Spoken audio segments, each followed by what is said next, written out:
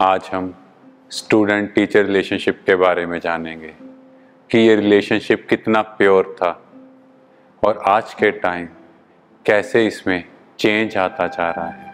पहले छोटे बच्चे कैसे टीचर्स को ट्रीट करते थे, क्या होता था जब छोटा बच्चा पहली बार स्कूल जाता था तो उसका अपने मदर से बहुत अटैचमेंट होता है और वो बहुत मुश्किल से स्कूल जाता है, पर धीरे धीरे ऐसा होने लगता कि उसको अपने टीचर के अलावा किसी और की बात समझ ही नहीं आती।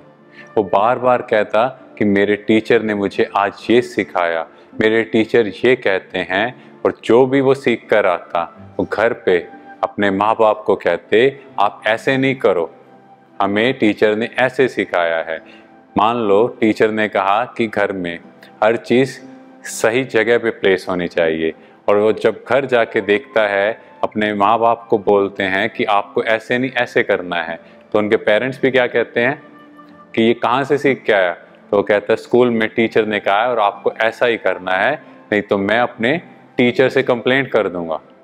इस तरह एक प्योर बॉन्डिंग थी, एक प्योर रिलेशनशिप था जिसमें हमेशा बच्चे को लगता था जो टीचर कह रहे हैं वो बिल्कुल राइट है, और उनके दिमाग में हमेशा एक रिस्पेक्ट थी।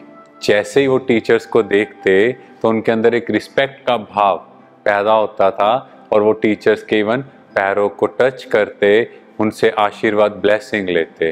तो इस तरह का हमारा कल्चर था, पर आज इस कल्चर में बहुत सी मिलावट आ गई है, बहुत चेंज हो चुका है।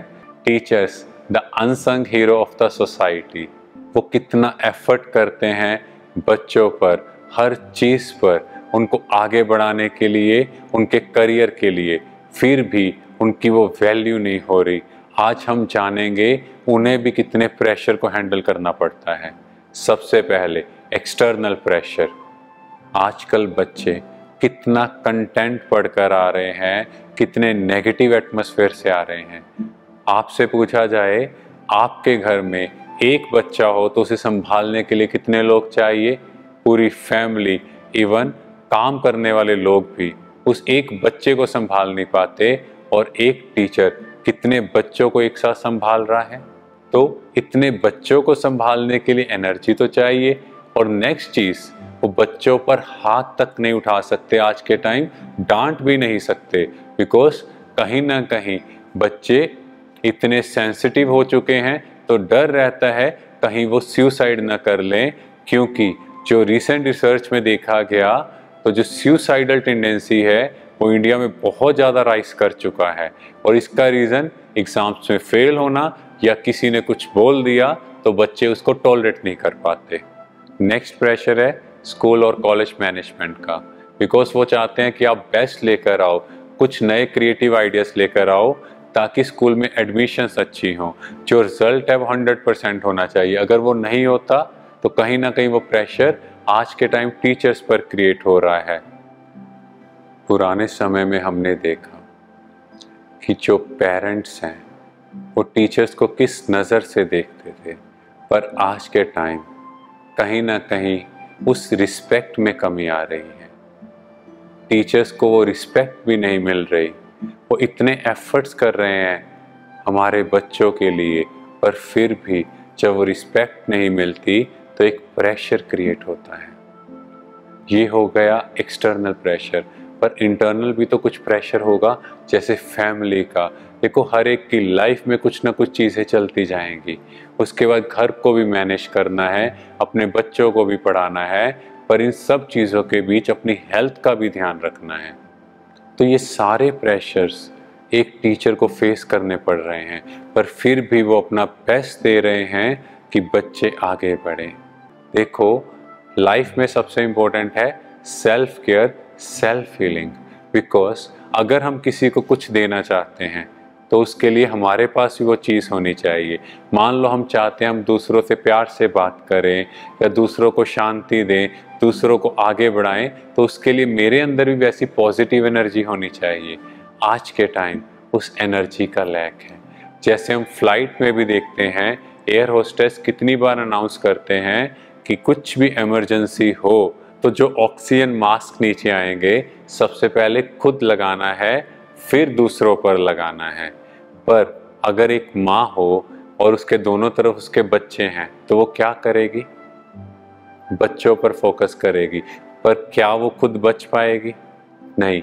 तो इसीलिए लाइफ में इम्पोर्टेंट है कि पहले खुद की प्रोटेक्शन, तभी हम दूसरों को प्रोटेक्ट कर पाएंगे। अब मुझे यहाँ समझना है कि मेरी एक एक थॉट, उसका इफेक्ट मेरी बॉडी पर पड़ रहा है। मान लो अगर मैं पॉजिटिव सोच रहा हूँ तो मेरी बॉडी के अंदर वो हार्मोन सिक्रीट हो रहे हैं, और अगर मैं नेगेटिव सोच रहा हूँ तो अकॉर्डिंगली नेगेटिव हार्मोन सिक्रीट होंगे। इसको हम समझ सकते हैं थ्योरी ऑफ वाटर, जहाँ पर क्लियरली ये पता लगा कि जैसी थॉट्स हम क्रिएट कर रहे हैं वैसे हार्मोन्स हमारी बॉडी में सिक्रीट हो रहे हैं, और हमारे ब्लड सेल्स के अंदर 75% ऑफ जो वाटर है वो उसी कंटेंट का होगा जो हम थॉट्स क्रिएट कर रहे हैं। तो अब देखें, जो हमने थॉट क्रिएट की कि आजकल बच्चे ऐसे, पेरेंट्स ऐसे डील करते हैं, स्कूल ऐसा, कंट्री ऐसा, जो भी हम सोच रहे हैं उसका इफेक्ट मेरी बॉडी पर आ रहा है। अब आपको डिसाइड करना है कि आपको अपनी बॉडी इंपॉर्टेंट है कि नहीं, बिकॉज लोग तो वैसे ही रहेंगे पर मेरे साथ मेरी बॉडी ही चलनी है। अगर हेल्थ चली गई तो हम इस लाइफ को वैसे भी इंजॉय नहीं कर पाएंगे। तो उसके लिए करना क्या है, हम सबको जैसे सुबह उठे एक प्योर थॉट क्रिएट करना है कि I am a peaceful soul, I am a powerful soul, जिसको कोई भी डिस्टर्ब नहीं कर सकता। बाहर से सिचुएशंस आएंगी, बाहर से लोग कुछ ना कुछ कहेंगे, पर मुझे यहाँ से शांत रहना है। जब मैं शांत होऊंगा तो मेरे से वो शांति की वाइब्रेशंस फैलेंगी, क्योंकि पहले मुझे अपना इंटरनल ठीक करना है, तभी हम एक्सटर्नल ठीक कर पाएंगे। और नेक्स्ट सेशन में हम जानेंगे कैसे इन एक्सटर्नल सिचुएशंस में हमें स्टेबल रहना है, क्योंकि अब हम अंदर से तो स्टेबल होना सीख गए। Now the journey is outward. अब हमने इंटरनल प्रेशर के बारे में जान लिया, कैसे हम उसमें स्टेबल होंगे, बट जो एक्सटर्नल सिचुएशंस आ रही हैं वो भी तो कहीं ना कहीं मेरी पीस को डिस्टर्ब कर रही हैं। और हमें ये समझ आ चुका है कि लोग और सिचुएशंस कभी नहीं बदलेंगे। तो हम सब के पास ऑप्शन है, जैसे ही कोई बात आई उसके बीच में एक पॉज है, एक गैप है रिएक्शन देने से पहले। क्योंकि आज तक क्या था, कोई आता था कुछ भी बोलता था, हम रिएक्ट करते थे, पर अभी हमें समझ आया किसी ने कुछ कहा, उसके बीच में पहले चीज़ को एनालाइज करें फिर उस पर रिएक्ट करना है। मान लो किसी ने मुझे कुछ ऐसा कहा जो मेरे सिर के ऊपर जा रहा है, माना ऐसी सिचुएशन जिसको मैं कोप अप नहीं कर पा रहा, तो क्या होगा? स्ट्रेस। क्योंकि स्ट्रेस क्या है, जैसे ही सिचुएशन की टैकलिंग पावर कम हो जाएगी तो ऑटोमेटिकली स्ट्रेस बढ़ जाएगा। जैसे ही ये स्ट्रेस क्रिएट होता है तो टीचर्स का बड़ा फिक्स रिस्पॉन्स होता है कि ये बैच तो ऐसा ही है, कि ये बैच सबसे गंदा बैच है, ये बैच सबसे ज़्यादा शोर मचाता है, ये लोग तो आपस में लड़ते ही रहते हैं। और बच्चे भी ऐसा रिस्पॉन्स देखकर कहते हैं, और फिर पीछे वही रिस्पॉन्स वो भी हमारी मिमिक्री कर रहे होते हैं कि टीचर ऐसा ही बोलेंगे। अब देखो, बच्चे तो वही हैं, पर डिफरेंस क्या है? कुछ टीचर्स इरिटेट हो रहे हैं और कुछ टीचर्स स्टेबल रह रहे हैं। अब हमें भी डिसाइड करना है कि हम लोग एक सैंपल बने, एक एग्जाम्पल बने। जैसे अब कुछ बच्चे आएंगे जो कि हाइपर हैं, आजकल बच्चों में ये बहुत कॉमन प्रॉब्लम हो गई है, और ADHD, जहाँ पे बच्चे अटेंशन नहीं दे पा रहे। अब इन दोनों प्रॉब्लम्स के बच्चे आएंगे तो हमें क्या करना है? हमें समझना है ये बच्चे ऐसे क्यों, क्योंकि उनकी परवरिश, माना मदर के वूम में जब वो थे तो उनके पेरेंट्स जैसे रिएक्ट कर रहे थे, बच्चों के अंदर वो संस्कार आ गए। आज वो बच्चे वैसे बन गए हैं तो बच्चे तो वैसे ही परेशानी में हैं, और अगर हम उनसे नेगेटिव बिहेव करेंगे तो वो और ज़्यादा नेगेटिव हो जाएंगे।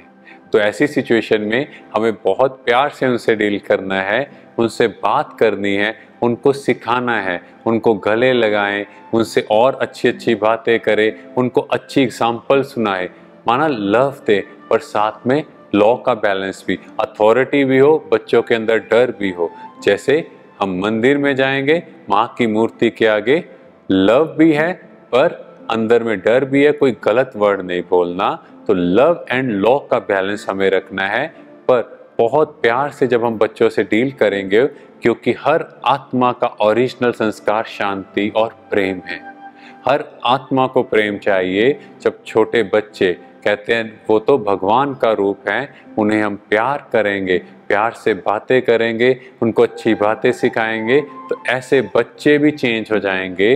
पर हमें कभी ये नहीं कहना कि ये बच्चा तो ऐसा ही है, माना उसको तथास्तु कह रहे हैं, नहीं। ऑलवेज से ये कोई बात नहीं, छोटे बच्चे हैं, बदल जाएंगे। तो टीचर्स को भी बच्चों के साथ लव एंड लॉ का बैलेंस रखना है। ऐसा नहीं हो सिर्फ लव हो और ऐसा भी नहीं हो सिर्फ लॉ हो, क्योंकि ज़्यादा लव होगा तो भी बच्चे बिगड़ जाएंगे, ज़्यादा स्ट्रिक्टनेस होगी तो बच्चों को पसंद नहीं आएगा। इसीलिए दोनों का परफेक्ट बैलेंस रखना ज़रूरी है। एंड कोरोना के टाइम भी हमने देखा एक नई एक्सटर्नल सिचुएशन अराइज हुई। अब यहाँ पर टीचर्स ने क्या किया, अपने आप को टोटली चेंज किया, उस नेगेटिव स्टिमुलस में भी पॉजिटिविटी निकाली, है ना। अगर आप देखो तो बहुत से टीचर्स को उससे पहले गूगल मीट या जूम का नहीं पता होगा, बट स्टिल उन्होंने सीखा। तो ऐसी लाइफ में और भी सिचुएशंस आएंगी, हमेशा उसको एज एन अपॉर्चुनिटी डील करना है। और यहाँ टीचर्स की ड्यूटी है, क्योंकि जैसे वो एक्सटर्नल सिचुएशंस को फेस करते हैं, जिस वे में वो बिहेव करते हैं, बच्चे उनसे वो सीख रहे हैं, जो हम अपने नेक्स्ट सेशन में जानेंगे। Thank you. ओम शांति।